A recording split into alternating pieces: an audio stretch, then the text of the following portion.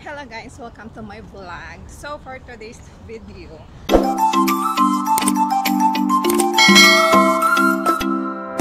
magsusundo ako ng aking alaga and first time ko ding magpatimbang ng mga recycle, mga plastic bottles.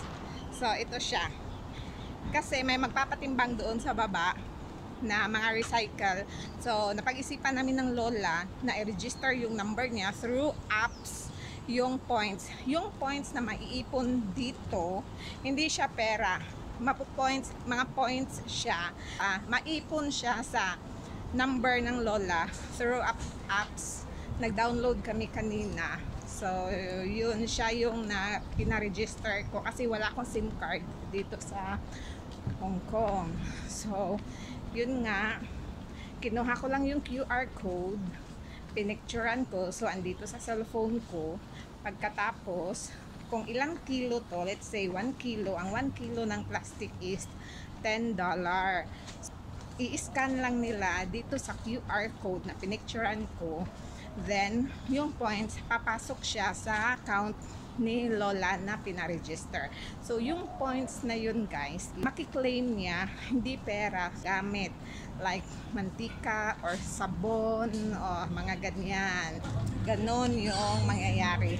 So kaya ito first time ko, kasi sayang itatapon na siya ni lolo. So naisipan namin na what if ipatimbang na lang namin. Kinareer ko yung pagiging basurera ko dito sa Hong Kong. Sayang kasi sayang yung points. Pag magtatapon si lolo ng recycle, ganito na din siya. Silbi, ilalagay niya lang doon sa gilid, tapos ibang tao yung magkukuha, magkokolekta, pero ipapatimbang din yun ng ibang tao sa nangunguha ng mga basura. Yun, ipapatimbang nila. So ngayon, ako yung gumagawa, tapos yung points diretso siya sa account ng lola. So ganun yung setup. So malapit na ako guys. So ito siya guys, kasi madadaanan ko lang so yan, ganyan, yan. Isa-separate mo lang yung mga recycle. So yan, tingnan nyo, may pira sa basura. So ganyan.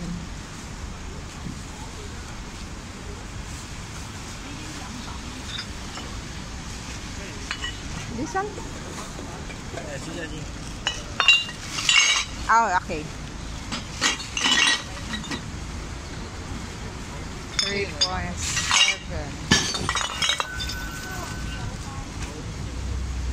Ganyan siya guys. Okay? Okay na? 1.5 plastic. Oh, wait ha.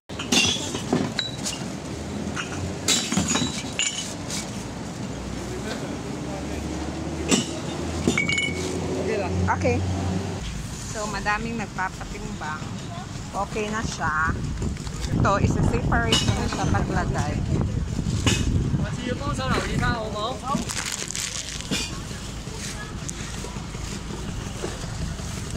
Ito. Yan siya.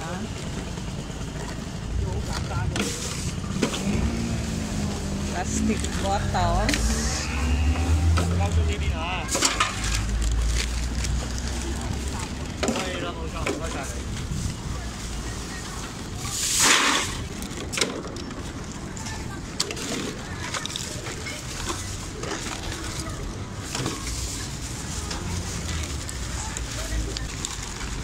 This one.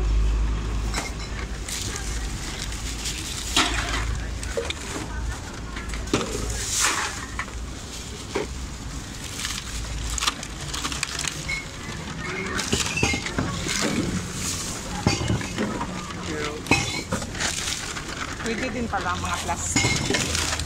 Mga plastic.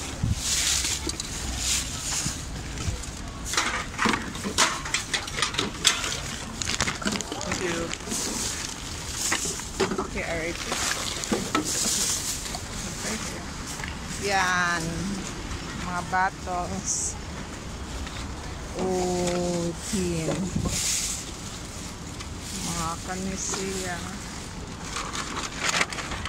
Oh. Cartoon.